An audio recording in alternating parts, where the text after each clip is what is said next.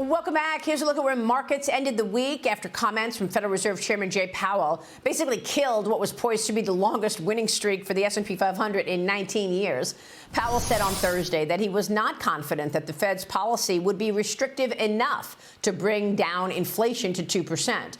We could see more rate hikes next year as a result. Joining me right now is SlateStone Wealth Chief Market Strategist Kenny Polcari. And Kenny, I know you've been writing about the idea that the Fed is going to cut rates as a fantasy now for a long time. It feels like Jay Powell confirmed that. What did you read from his comments on Thursday?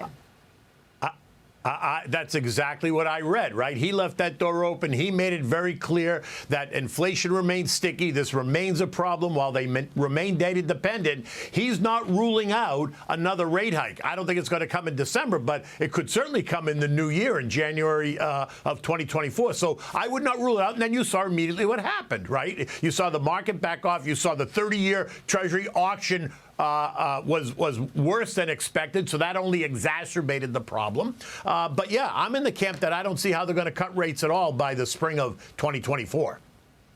Kenny, let me get your take on what drives this market at this point, because interest rates have been an issue because they went all the way up to 5%, but they've been pulling back from that level now. What has been the impact, in your view, of the 11 rate hikes from the Federal Reserve and the 10-year and the 30-year at 5%?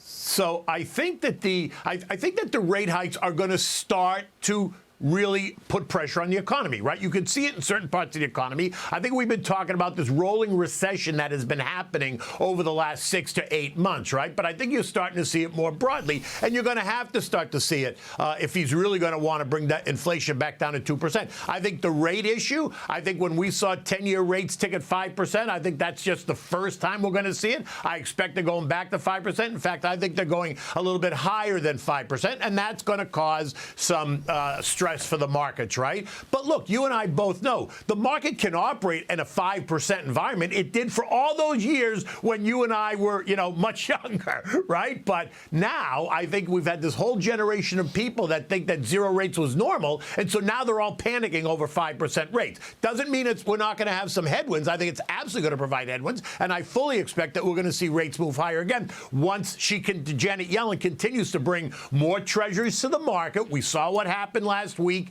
with demand for both the 10 and the 30-year was less than expected. We got another $600 billion that's coming in the next 2 months, and then we got $860 billion in the first quarter of 2024. So my guess is that buyers are going to pull back, bond prices are going to decline, and that's going to force yields higher. Kenny, how do you want to allocate capital going into year-end? Are you expecting a year-end rally in stocks? So I am, but I expect us to pull back a little bit more, and then the rally is going to take us back to the 4,400 level. I don't think we're going back to the year's high of 4,600, although there are some people that think we are. I think we're going to churn a little bit lower and then end up right around 4,400, maybe 4,450-ish, right in there. But look, I think, once again, and you and I both know, as a long-term investor, you have to be in it, right? You have to create that plan. You have to stick to that plan, even when it makes you feel a little bit uncomfortable, unless the fundamentals have so drastically changed that you should completely reconsider your portfolio. But otherwise, you got to be in it. So as we go into the end of the year, I think we'll see a broader kind of rally that'll take us right back to here. But I like defense names. I still like energy names. Defense meaning aerospace and defense, like Raytheon and Lockheed Martin. I like energy.